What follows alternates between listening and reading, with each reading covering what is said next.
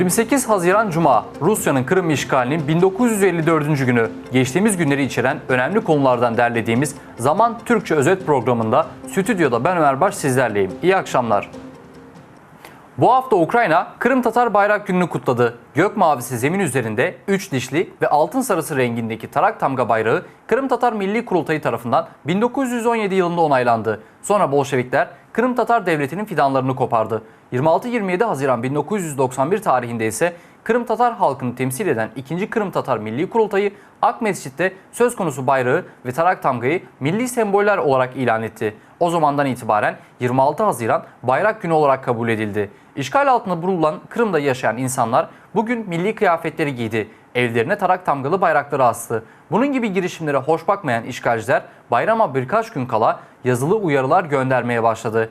Kırım Tatar Milli Meclisi Başkan Vekili Nariman Celal sözde mutluluk mektubunu ilk alan kişilerden biriydi. Söz konusu uyarı mektuplarını gönderen makam, mektupta Nariman Celal'in aşırılık sembollerinin kullanılacağı eylemlere katılabileceğine ilişkin ihbar aldığını bildirdi. Ancak tüm bunlar bayram havasını bozamadı.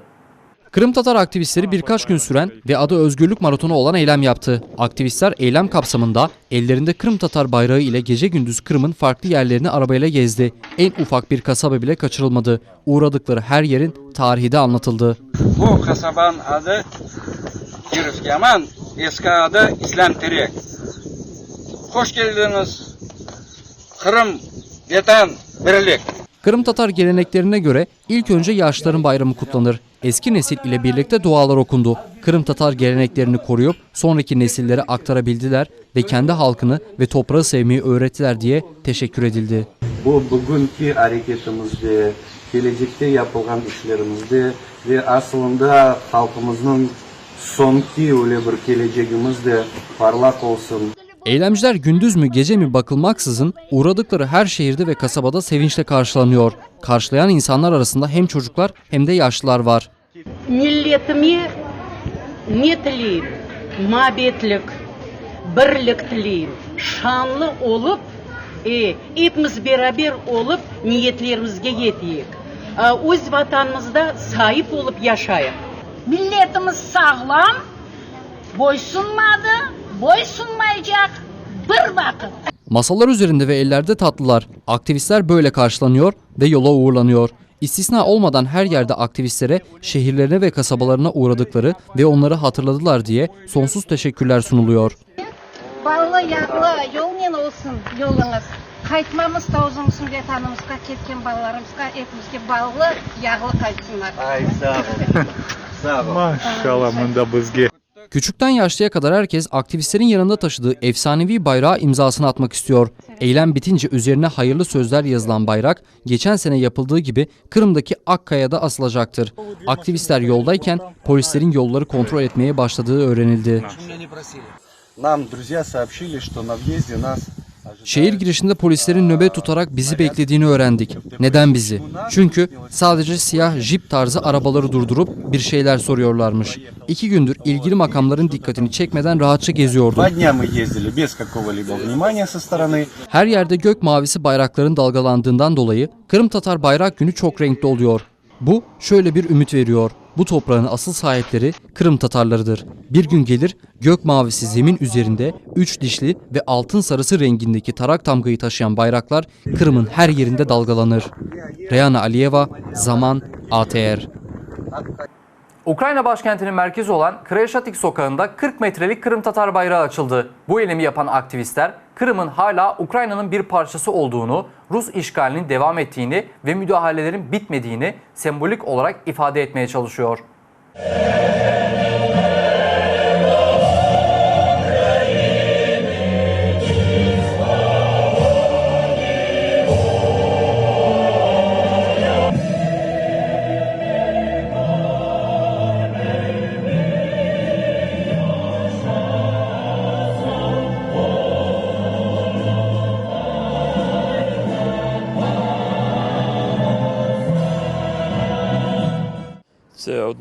Bayrak, arma, bunlar ruhumuzun, kalbimizin bir parçasıdır. Bunlar sembollerdir. Toprak ise bir esastır. Sembollerimiz etrafında toplanarak toprağımızı geri almalıyız.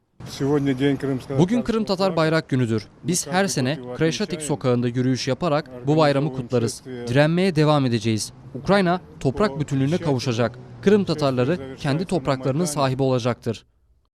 Eyleme yaklaşık olarak 30 tane bayrakları taşıyan arabada katıldı. Arabalarla eylem yapan Kırım Tatarlarını yolda gören şoförler korna çaldı. Bu eylemin amacı da Kırım Tatar Bayrak Günü'nü kutlamak ve aynı zamanda Kırım'ın işgal altında bulunmasını ve işgalci yönetimin vahşiliklerini hatırlatmaktır.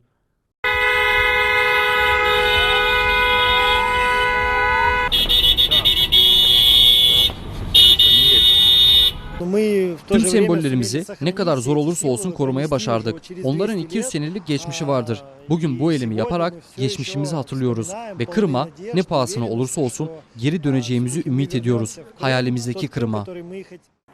Strasbourg'da bir komplo ve Avrupa parlamenter sisteminin sonu. Salı günü Avrupa Konseyi Parlamenter Meclisi'nde Rus heyetinin meclise geri dönebilmesine yol açan değişiklikler oy çoğunluğu ile onaylandı. 118 milletvekili evet dedi. 62 hayır, 10 ise oylamaya katılmadı.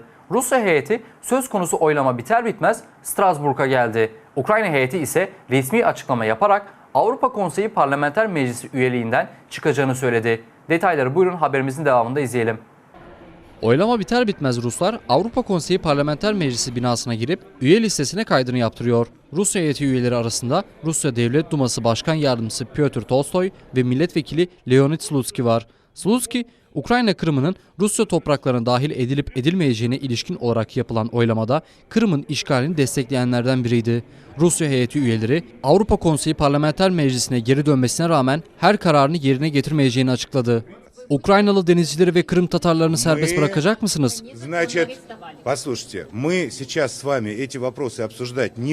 Şimdi beni iyice dinleyin. Kırım geçmişte Rusya'nın bir parçası olduğu gibi gelecekte de öyle kalacaktır. Bu konuda başka söyleyeceğimiz bir şey yok. Rusya'nın bu bölgesi asla Ukrayna'ya geri dönmeyecektir.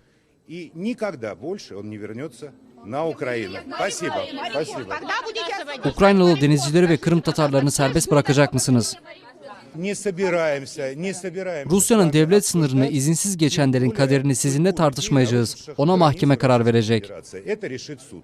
Ukrayna heyeti Rusya'nın Avrupa Konseyi Parlamenter Meclisi'ne geri dönmesini ve oy hakkının ona geri verilmesini itiraz edecek. Rusya heyetini oluşturan üyelerin çoğunun Ukrayna'nın Donbas bölgesinde devam eden savaşı destekliyor olması bunun en önemli sebebidir. Avrupa Konseyi Parlamenter Meclisi'nin arka odalarında, hatta toplantı yapılan salonunda Kırım'ın ilhakı ve Donbas'ın işgali ile alakadar olan katilleri görüyoruz. Burada şu an mevcut Rusya heyetini oluşturan 11 kişiden 6'sı Rus askerlerinin Ukrayna topraklarına girmesini destekledi. Sadece Rusya heyetinin değil ama Ukrayna'yı içten nefret eden kişilerin Avrupa Konseyi Parlamenter Meclisi'ne cüretkar dönüşünü kınayan Ukrayna heyeti Volodymyr Ariev başta olmak üzere toplantı salonundan çıktı. Ukrayna heyeti Rusya heyetine yaptırımların uygulanmasını talep edecek. Talebimiz kabul görmezse ve Rusya'ya Avrupa Konseyi'nin belirlediği şartları yerine getirmemiş olmasına rağmen ki durum gittikçe daha da kötüleşiyor, Avrupa Konseyi Parlamenter Meclisi üyesi hakları geri verilirse eğer biz de gerekli tedbirleri alacağız. Kendi sözünün arkasında duramayan organizasyonda ne işimiz olabilir ki? Ukrayna heyeti Rusya Devlet Duması Dışişleri Komitesi Başkanı Leonid Slutsky'nin Avrupa Konseyi Parlamenter Meclisi Başkan Yardımcılığına seçilmesine yasak koydu. Ruslara karşı yaptırımlar uygulanmalı diye açıkladı Ukrayna heyeti. Ukrayna heyeti sadece Rusya Federasyonu'na yaptırımının uygulanmasına ilişkin oylamaya katılacak. Bugün onlara üst düzey yetkilerin verilmesini engellemek için buradaydık. Amacımıza ulaştık. Slutsky'nin Avrupa Konseyi Parlamenter Meclisi Başkan Yardımcılığı koltuğuna oturmasına izin vermedik. Ukrayna'yı desteklemek isteyenler Avrupa Konseyi Parlamenter Meclisi binasının önünde toplanmaya başladı. Aktivistler Strasbourg'da protesto yaptı. Protesto edenlerin ellerinde Ukrayna ve Kırım Tatar bayrakları, Kırım Ukrayna'dır yazan pankartlar ve siyasi mahkumların resimleri vardı. Aktivistler saldırgan Rusya'yı durdurmayı ve ona karşı yeni yaptırımların uygulanmasını talep ediyordu. Yanlış anlamayın ama bana göre tüm uluslararası sözleşmeleri ihlal eden saldırgan bir ülke ile herhangi bir diyalog yapılmaz.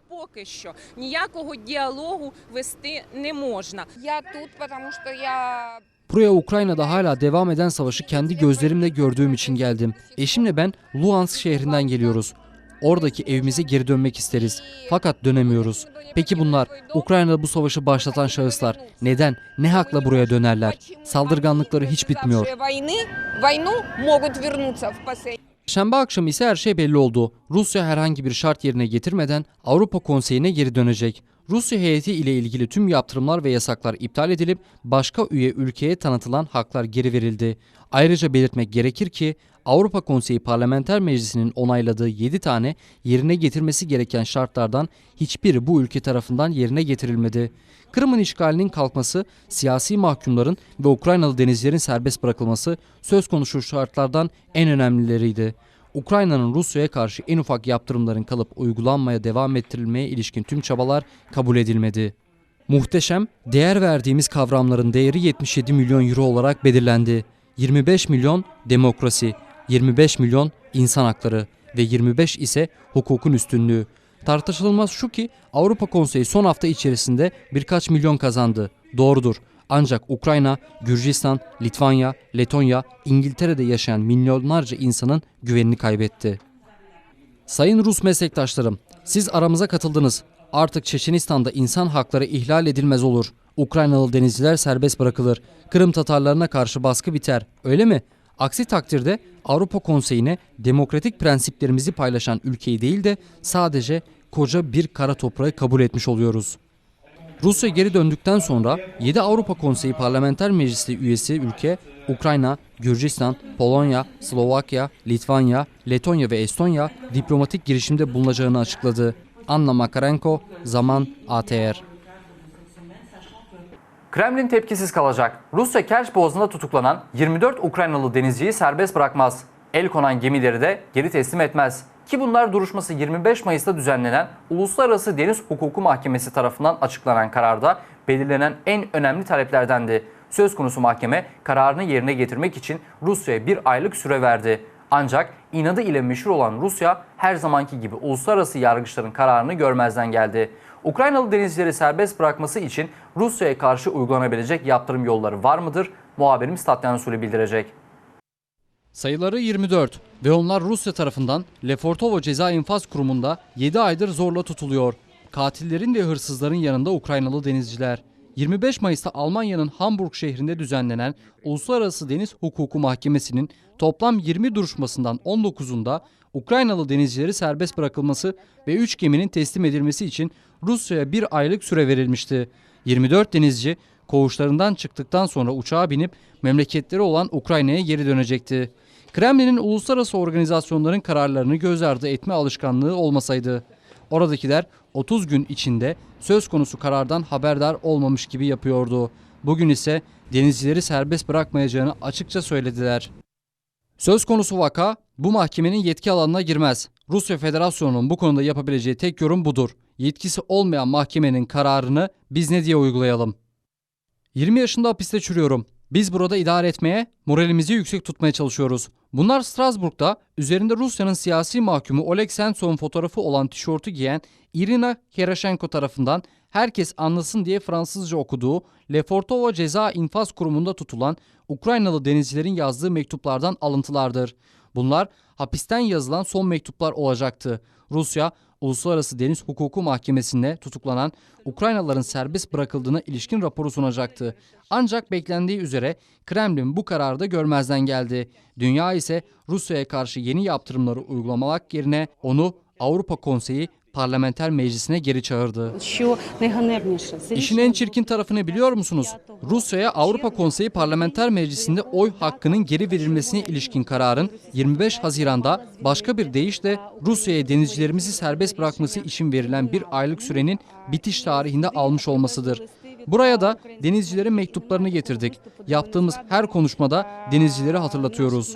Avukat Mykola Polozov'a göre Kremlin Ukraynalı denizcileri kendi isteğiyle bırakmalıydı. Rusya'ya Uluslararası Deniz Hukuku Mahkemesi'nin kararını uygulamaya zorlayan yaptırım yolları yok, diye ekledi avukat. Uluslararası Deniz Hukuku Mahkemesi'nin yapısında Kremlin'e gidip Putin'i Ukraynalı denizcilerin serbest bırakacağına ilişkin herhangi bir evrak imzalamaya zorlayacak icra organları yoktur. Şu an Rusya'ya bir tek ekonomik ve siyasi baskı yapılabilir. Başka alternatif yok, ne yazık ki. Ukrayna, Rusya'nın denizcileri serbest bırakmaktan vazgeçmesi yüzünden uluslararası yetkili organları tarafından cezalandırılmasını talep edecek. Ukrayna Dışişleri Bakanlığı yetkilileri dünyadaki tüm limanların Rus gemilerine kapılarını kapatması ve Rus donanmasının fonlarına el konulması gerektiğini söyledi. Sadece böyle ekonomisinden darbe alarak Rusya, Uluslararası Deniz Hukuku Mahkemesi'nin kararlarını ihlal etmemeyi öğrenir. Tatyana Suli, Zaman, ATR. Kart babasız ilk sene. Kırım Tatar Milli Hareketi iştirakçısı Server Karametov'un beklenmedik ölümü herkesi derinden etkiledi. 23 Haziran 2018 tarihinde 77 yaşındaki Server Karametov'a eski Kırım kasabasında araba çarptı. Kırım'ın her köşesinden binlerce insan milli kahramanla vedalaşmak ve onu son yola uğurlamak için gelmişti. Onların gözünde o, kendi halkının hakları için savaşan bir kahramandı. İşgal edilen Kırım'daki sözde adalete kurban düşmesine dek işgalcilerin Kırım Tatarları adına açtığı tek bir mahkemeyi bile kaçırmazdı. Dillere destan olan Server Karametov'un ölüm yıl dönümünde Kırım Tatar halkının milli kahramanın nasıl yaşadığını ve neyin uğruna savaştığını hatırlatalım. Geçen sene 23 Haziran Cumartesi günü akşamı eski Kırım kasabası Server Karametov'un ölümüne ilişkin haber onu tanıyan herkesi derinden etkiledi. 72 yaşındaki Kırım Tatar Milli Hareketi iştirakçısı karşısına hızla çıkan arabanın tekerleklerinin altında ezilmişti. Lada markalı arabayı süren yerli genç bir adamdı. Tanıkların ifadelerine göre şoför Server Aga'yı görememiş. Trafik felaketmiş, arabayı görememiştir. Tanıkların ifadelerine göre bu bir kazaymış. Orada herhangi bir yol işareti de yokmuş. Dolayısıyla şoför de o yerde yaya geçebileceğini tahmin edemezdi.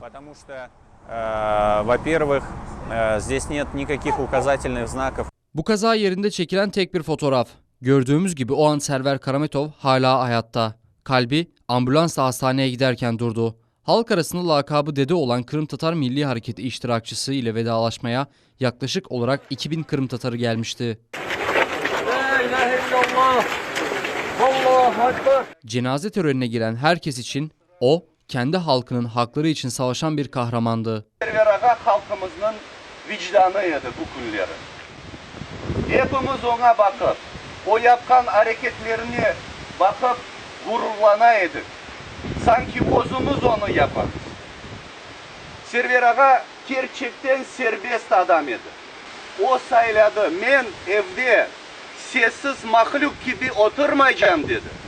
Men halkımızın menfaatları için, türmelerde oturgan arkadaşlarımızı için, vatandan ayrılgan dostlarımı için görüşeceğim aydı.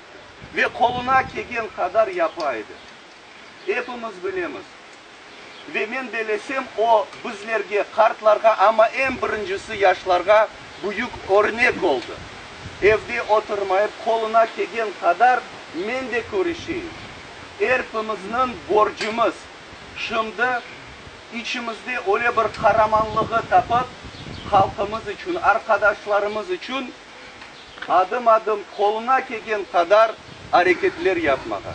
Parkinson hastası Server Ağa, Kırım'ın işgal altında olmasına rağmen tek kişilik eylemleri korkusuzca yapardı. Eylem yapması için tabii ki belli nedenler de vardı. Halkına yapılan ve kendine yediremediği haksızlıklar. Eylemlerden birinin sonunda Server Karametov tutuklanıp hapse atılmıştı. Ancak esaret uzun sürmemişti. 10 gün sonra para cezası karşılığında serbest bırakılmıştı. 8 Ağustos 2017 tarihinde Kırım Yüksek Mahkemesi binasının önünde elinde "Putin, çocuklarımız terörist değil" yazan pankartla çıkmıştı. O gün işgalciler Ahtem Çiğgöz'ün davasına bakıyorlardı. Eylem yapıyor diye tek dedenin etrafını 4 polis sarmıştı.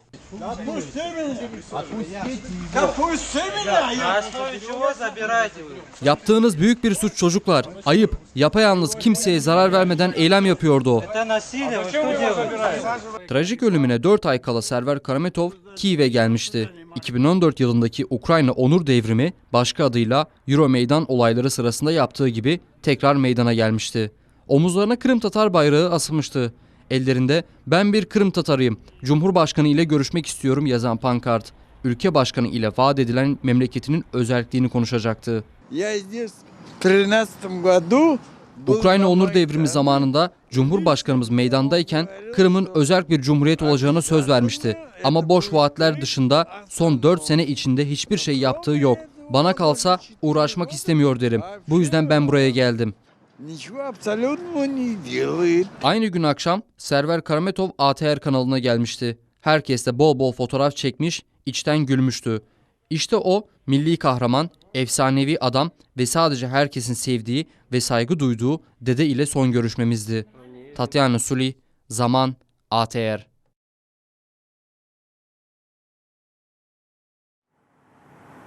Meydan Radyosu dijital internet yayınını Ukrayna'nın başkentinde yapmaya başlayalı bir sene oldu. O zamandan itibaren ilk Kırım Tatar Radyosu işgal altında kalan Yarımada'da olmuş olan gerçek olayları, Kırımlılara yapılan baskıyı ve işgalcilerin başka vahşiliklerini anlatıyor. Meydan Radyosu'nda bir sene içinde ne gibi değişiklikler oldu ve ilk Kırım Tatar Radyosu'nun geleceğe dair planlarını haberimizin devamında izleyelim. Saygıdeğerlerimiz vakıtlarınız hayırlı olsun. Bugün iyun ayının 22'si studiyada men Alim Aliyeva yanı haberlerden tanıştım. Her saat başı Ukraynaca ve Kırım Tatarca olarak son dakika haberleri, şovlar ve ilginç konuklar. Tüm bunları Meydan Radyosu her sabah saat 8 itibariyle dinleyicilerine sunmaya başlar. Meydan dalgasında sefalı sımalar. Can direklerini sizni selamlayayım. Bu Sefalı Simalar programının sunucusu, ünlü Kırım Tatar müzisyeni ve bestecisi, Ukrayna'nın onurlu sanatçısı Cemil Karikov. Ünlü sanatçı her pazartesi saat 17'de Meydan Radyosu'na canlı yayın yapıyor. Burada birçok konuk karşıladık. Bunlar sadece ülkemizde değil ama tüm diasporada isimleri tanıdık insanlardır. Bir sürü kişinin canlı yayınımızı, o olmasa da internetteki yayınımızı dinlediğini biliyorum. Bizi keyifle dinliyorlar. Çünkü Meydan Radyosu'na yayınlanan enformasyon başka bir yerde bulunmaz. Cuma akşamı ise Meydan Radyosu benzeri olmayan adı İlhamname olan programı dinleyicilerin dikkatine sunuyor. Program Hanlık döneminin eşsiz Kırım müziklerini tanıtarak dinletiyor. Aktris Zeynep Yagayeva bu programın fikir anası. Aynı zamanda da sunucusudur.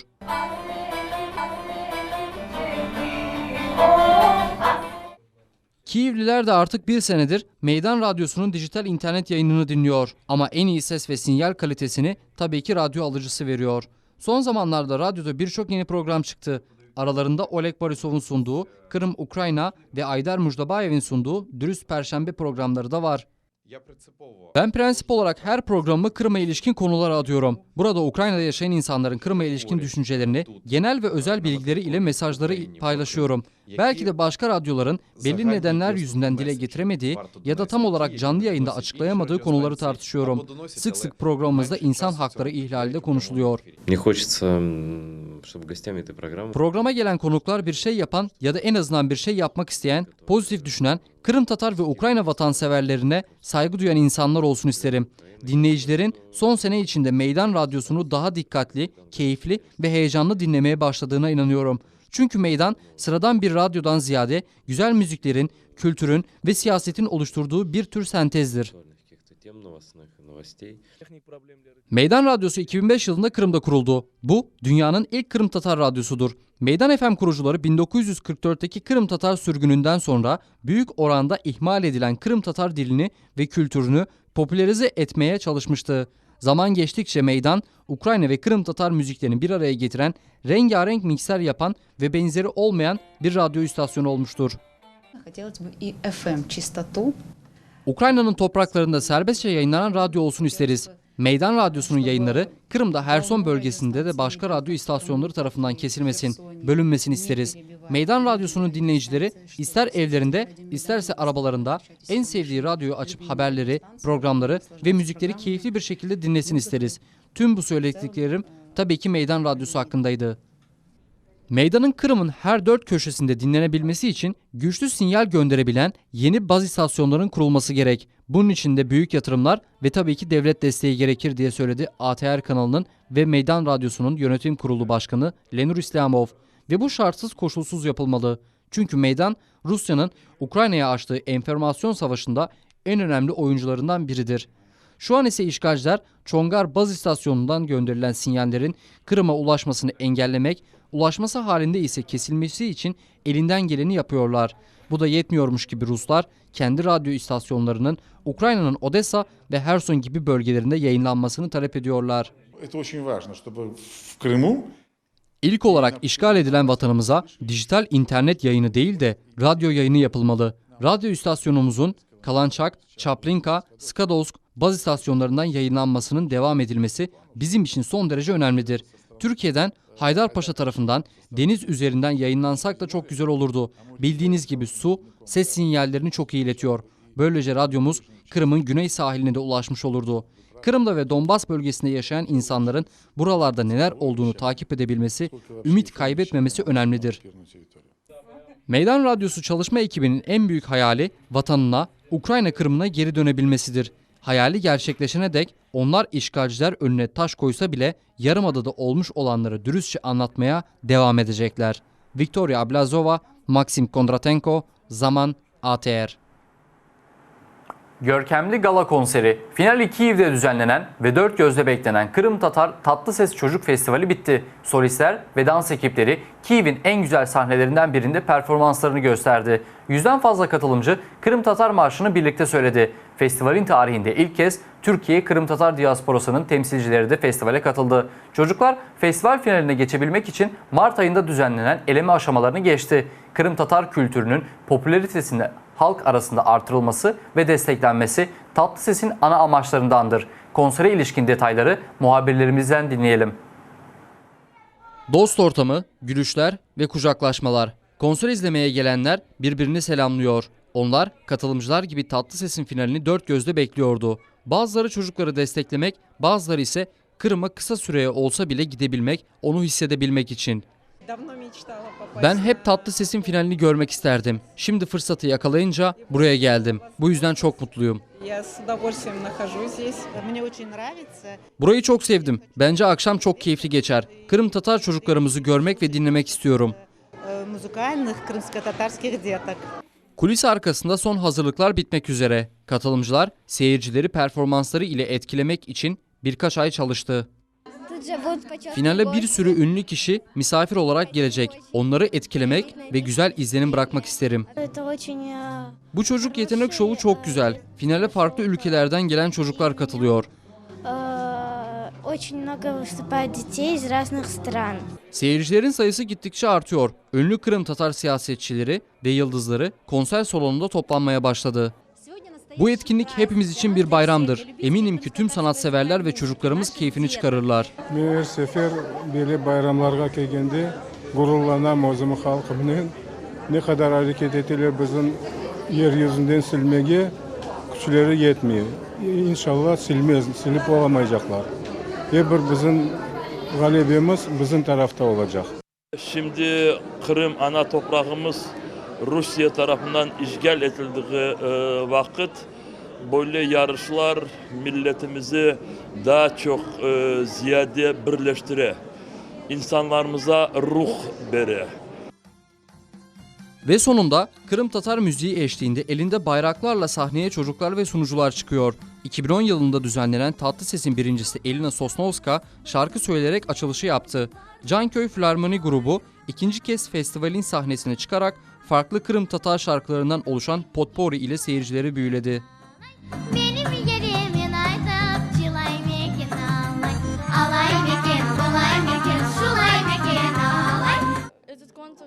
Bu yarışma bizim için çok önemli. Biz çok çalıştık. Aynı zamanda Melitopol şehrinden gelen küçük katılımcılar sahne arkasında heyecanlanıyor. Güzel Kırım dans ekibi seyircilere adı Fidanlar olan oyununu göstermek istiyorlar.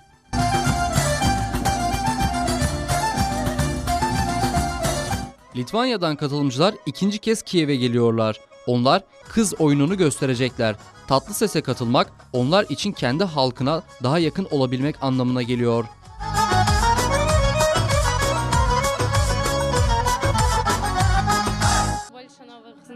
Yeni insanlarla tanışıp onların seneden seneye ilerlemesini, gelişmesini ve daha iyi olmasını izlemek çok hoş. Çoban oyununu gösteren Türkiye'den Kırım Tatar diasporasının temsilcilerinden oluşan Bahçesaray Dans ekibi bu seneki festivalin sürprizi oldu.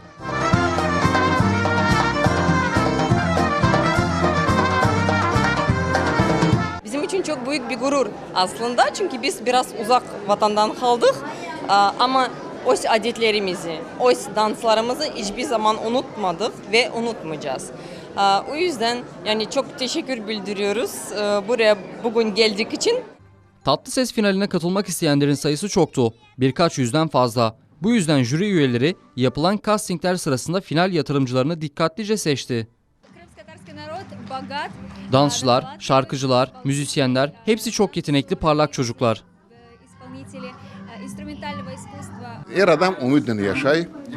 Ben birleşsem bu yaş nesil bu adamlar bizim medeniyetini ileride inkişaf edecekler ve bu yönelişte bu yolda elbet ben onlara muvaffakiyetler dileyim. İnşallah hepsi yaşı olacak. Bu tarz etkinlikler daha sık düzenlenmeli diye söyledi Kırım Tatar halkının lideri Mustafa Abdülcemil Kırımoğlu. Bu etkinlik hepimizin kalplerini birleştiriyor. Buraya Kırımlı sanatçılarımız geliyor. İşte bu Rusya'nın pis yalancı propagandasının bizi ayırmayı başaramamasının verdiği mutluluk hissi. Ne kadar güzel bir his bu. Bu sene Tatlıses Festivali'nin sahnesinde 30'dan fazla performans gösterildi. Festivalin finali herkesin aklında çok parlak ve mutluluk dolu bir bayram olarak kalacak. Festival organizatörleri fazla oyalanmadan gelecek seneki etkinlik için hazırlıklara başlamayı düşünüyor.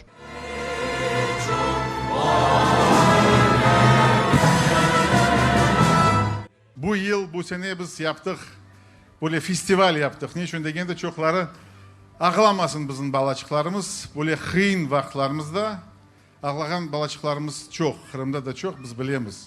Onlarını hiç unutmayıq, onlara destek edeceğimiz de. Bir gün olur ki böyle eminim, Kırım Tatarlarımız Kırım'da köterilir, boylarını köterir, biz bunda hepsimiz toplaşırıq. Arkadaşlarımız Türkiye'den de turarlar, Romanya'da da turarlar, hepsimiz hoşulup, içinar yurtlardan çıkırırıq Kırım'a. Bir gün olacak, inşallah. Sağ olunuz. Milena Amedi, Hasan Eminov, Zaman, ATR. Bu hafta içerisinde olup biten önemli gelişme başlıklarından derlediğimiz Türkçe haftalık özet programımızın sonuna geldik. Haftaya aynı gün ve aynı saatte yani Kiev saatiyle 22'de Rus yalanları ve propagandası olmadan sadece gerçeklerle tekrar görüşmek üzere. Şimdilik hoşça kalın.